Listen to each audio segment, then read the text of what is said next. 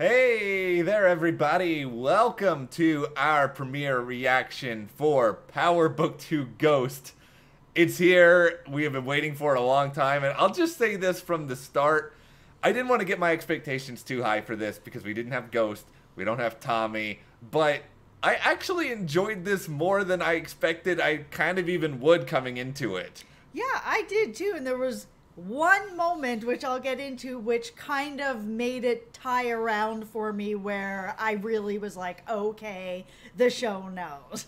I was in on a lot of little things. Like, there were moments in this that just made me really excited, like some good throwbacks to past seasons. I got to hate Cooper Sax all over again. I forgot. I know I hate Cooper Sax and I love hating him, He's but such a weasel. It really did bring me back into that place where I was watching Power and just being like, can somebody just get rid of Sax already? I was like all in on all the craziness all over again. I would have been one of the people at his family's table that's like picking on him because he's such a jerk. Can we talk about, okay, we'll start the video, but can we talk about how much Cooper's family just sucks? But oh my God. Anyway, if you guys do like this reaction, give us a like, subscribe, hit that notification bell for more, and support us further. Check those links to our Patreon. We do live chats over there the last Sunday of every month in our store that has shirts, mugs, other cool stuff, and this is one thing you can check out there. The one thing that I really took away from this that I liked, that felt like it kind of tied in a lot of some of my problems that were going on with Tariq in Power, was his sort of book report that he was giving. And in that book report, he was talking about this book where he said something along the lines of, oh, well, everybody, hates this character in this book because he killed somebody that nobody wanted to have killed. And I was like, okay, this is good. And then the more that he sort of talked about it and talked through it, I was like, okay, so the show is aware. And it was nice to see that Tariq was also going through that book and sort of saying that it's like the show knows that everybody's pissed off that Tariq killed Ghost. I think the important thing that I'm trying to remind myself is I think Power Book 2 Ghost, it doesn't really have to be around and revolve around whether or not we like Tariq as a character. Like, I don't think that's necessarily the point. I think it's more, can we just sort of get invested in this big, just, menagerie of people and different locales and interesting stuff that's going down. And for me, I can do that. There were some interesting new people that we saw tonight, but I'm also still on the high of, hey, it's John Mock, who we haven't seen on Power in pretty much forever. It was also kind of interesting because this, in some ways, felt like a spin-off because we're here at this university and everything is different now. And with that, we've got new people coming in. But at the same time, it really is a continuation of Power. It is the same family, what has happened to them after they've lost Ghost. And in a lot of ways, I'm not going to spoil anything for people who haven't seen Greenleaf, but it kind of reminds me of that and what they're doing with their spin-off, which is really a continuation of the show. This is kind of sort of Power Season 7, and yeah, Ghost is dead. I think all of the people hoping for Ghost to still be alive, I don't think that this episode was particularly good for some of them. Okay, but the big thing, I think that the big question that was on my mind anyway, is when you've got at the end of this, Tasha is in court and she's about to name her accomplice.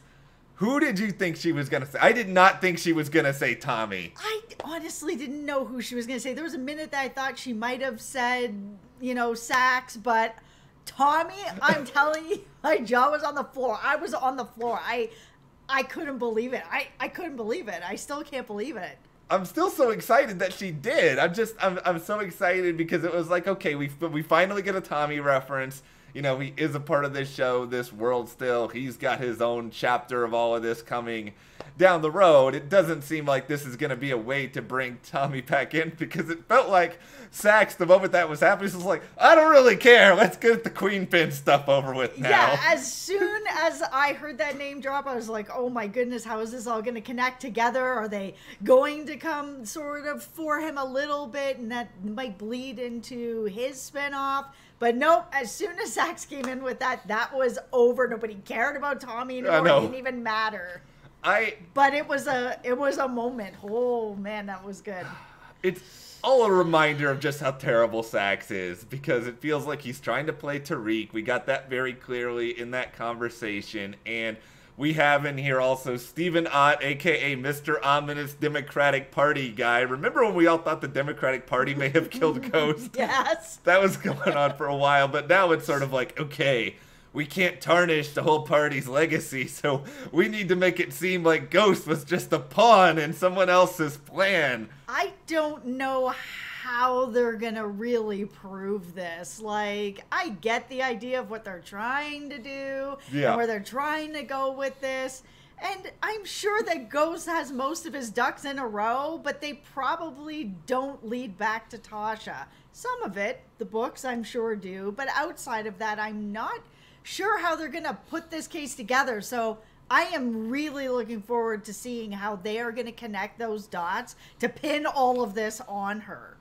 I'll be honest, I'm trying to just sort of check all senses of logic at the door when it comes to this whole political upheaval stuff, because it all feels like so crazy, and so like where's Rashad Tate in all of this, because he was so mixed up in all of it. Is he just like pieced out and gone to Albany and we just don't see or hear from him now? Yep. It is, like, all of it is a mess, but I guess if you are Sax, you want the respect, you want your family to stop calling you names that you don't like, you see this as an opportunity to rise through the ranks. Yeah, you know Tasha's innocent of this, but you don't really care. Yeah, it was Sax. I understand why he is where he is. We all kind of have those family dynamics of people who needle you, or sibling rivalry, or whatever is going on. But it seems like it's pretty bad for Sax that he's in that type of situation, that clearly they have a lot of money in their family and a lot of expectations. All of his siblings don't have any respect for him, and that he would be willing to do something like this to Tasha. What are the percentage chances that Sax's family owns a yacht? Because right now I'm betting it's like 95%. Oh yeah, like 100. Yeah, they were wearing yacht shirts. Like these, okay, yeah, these people, I really question whether or not we needed all this sort of, let's randomly give Sax backstory now that we're like 7 years into this. Yeah, I think it was important, though, to really show that it isn't just John Mock coming in and Democratic Party coming in and pushing him around, that he has his own motivations behind why he's doing this, that he does really want to make his father proud, and he wants to get all of his siblings to just shut up. And I think there's also just that part of it where he wants to protect his own hide to a certain extent, because we saw Tariq like try to throw it back on him, and I wondered if the did Sax kill Ghost card was going to get yanked out here at some point. I didn't expect it to be in episode 1. Yeah, and I mean, now that all of this has happened, like, does Tariq really have any reason not to throw out that he saw Sax there? No. Yeah, like, Sax is going to get his name drug into this. Like, yes, he is. I don't know if it's going to happen, but I wouldn't be shocked if season 1 ends and somehow Sax ends up being guilty of something, and then he goes away, and, like, I'm going to be, like, really happy for a moment because he'll finally be gone, but then I'm going to be really sad in a potential season 2 because I won't have anyone to hate anymore. Yep.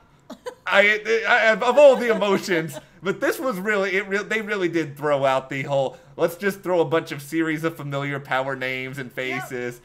Andre Coleman got a name drop. Yep. Tommy Egan, we already mentioned John, we mentioned Democratic. Simon Stern is thrown in here at one point. Yeah, we saw Tamika. Yeah, like, there was just so much stuff that went on with all of that. But in terms of new characters, we get to see Davis McLean, who I like this character. I think he's fascinating. Yeah, I'm looking forward to sort of learning a bit more about him. He seems to be driven really about sort of the whole popularity of it all, that it's going to be a career building case. He's already somebody who's very sought after, obviously. I thought it was very smart what Tariq did to be able to get his attention, sort of force his hand onto this case. And you saw his face once he realized how big this case was going to get, that this was going to make him the most sought after man out there. I think Tariq's move is brilliant. I will say, this is the one question that I really kind of had about sort of like, okay, would this really happen? Would Zeke really give Tariq his phone? Because I'm just thinking, this guy, let's see, how long has he known Tariq? Like a day or two? Yeah, he's writing like Moby Dick for him or whatever. Oh, I agree. And for social media to be like, oh, I just want to borrow your Instagram live. It's just like, is it really that easy? That you have this many followers and you just, yeah, sure, whatever you're gonna say. I know what's going on in your family. Your dad is dead and your mom's in jail, but sure, Instagram live, anything you want. No, that one felt a little off. It didn't make a lot of sense. It was a cool move and I like that it worked, but at the same time, he's a basketball player, he's popular, he's well known online. I'm sure he's got people taking care of his image. Yeah. We also know he has his Aunt Monet, so would he really give up his Instagram to someone he just met? Probably not.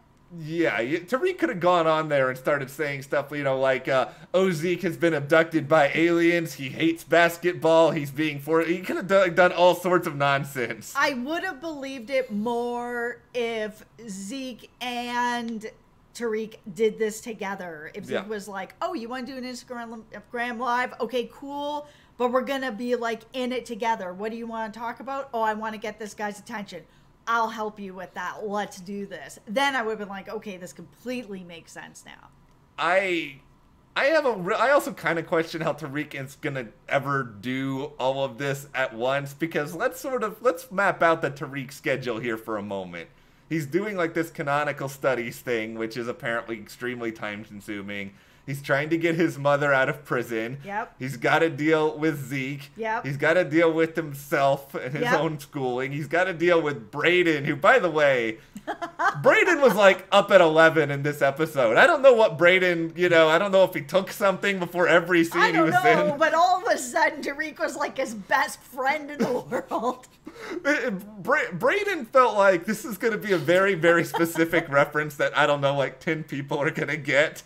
And Tariq feels like the token friend in every NBA 2K basketball story mode where they're just sort of agreeing with you and saying corny things. Yeah. Like, it is this guy, I don't know about Brayden. I'm just saying that right now. Yeah, I don't know if Brayden really needs to be around for this. I was kind of surprised. Yeah, it is another, I guess, like power cameo or whatever else, but Effie is more interesting, but I feel like Effie was just like barely in this. No, yeah. And that was just sort of it, but I think this stuff with Tariq at school, it can be interesting. I think it depends on how much they get it kind of mixed up with Monet. Yeah, and they've also got the love triangle already kind of kicking off here, so that'll be interesting as well. That whole party scene, definitely very telling. Monet makes an entrance. Yeah.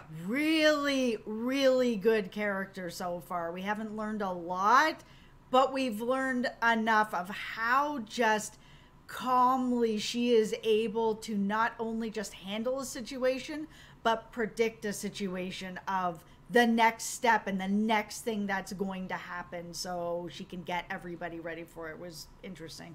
I kind of like the fact, too, that her family is so involved in a way in her enterprise, because it kind of does. I was really worried that Monet was going to be Ghost 2.0, and that's really where we were going. But with Ghost, he was always trying to keep, Tariq at arm's length so that he didn't get into this world in the same way. But Monet just seems fine to just throw everybody into this world. Yeah, for sure. And you were saying before that you were a little bit worried that we were going to kind of have like we already saw a family where it was really Ghost and Tasha, but the kids were out of it, sort of thing. And here, we're not having the exact same thing again. I think this character can work. I think the thing with this episode is it tried to accomplish a lot, and it tried to accomplish a lot in a pretty short amount of time. And like, there are elements of it that I think, okay, you know, did this scene feel a little bit forced? Are they really trying to? So like for example, did it real? It feels kind of weird to me that so little time has passed since Ghost died. Like, we still haven't even had a funeral yet. Yeah, we haven't even had a funeral yet. Also, like, Yaz seems like a million years older now all of a sudden. Yes, she does. So that is also very strange. Not everything is lining up here perfectly, but it's like, despite whatever misgivings that I may have, Brayden, and some other stuff that's kind of going on right now, I feel like I'm so glad to have the Power universe back, even if it's not the same as the original, that I'm kind of okay overshadowing some of it. But, I mean, granted, Tariq will probably make me really mad in an episode or two, and I may reverse course. Yeah, it has the same Power feel. I'm not gonna pretend that I don't miss Tommy on the show, and I don't miss, you know, Ghost on the show. Of course, I really do. And in that way, they are able to sort of give it that feeling that this is a spin-off and not just only the, oh, now we're moving on from this and we just don't have Ghost and Tommy anymore. So they've done a good job in creating this new world, but they jammed a lot into this premiere, and I don't know that everything needed to be in the premiere. I feel like there's a couple of things that maybe could have made it into the next, like Brayden. We just don't need him right now. We don't need Brayden right now. I am still of the opinion we don't need Sax's family as much, but I know we're not on the same page fully with that. But I think in general, though, I'm happy with the premiere. I'm interested to see where things go from here. It definitely did enough to make me want to keep watching. Like, 5 minutes in, I was like, oh man, I'm back in Power. It's really good. They had a very good first outing with this. I'm pretty happy with what I saw. Like I said, that moment where Tariq was doing his book report, and he said that was the moment that I was just so in on it, where I was like, okay, I'm really glad that they kind of addressed it in a way that made me feel like they understand. Well, let's hear from you guys on this. What did you think about Power Book 2 Ghost Episode 1?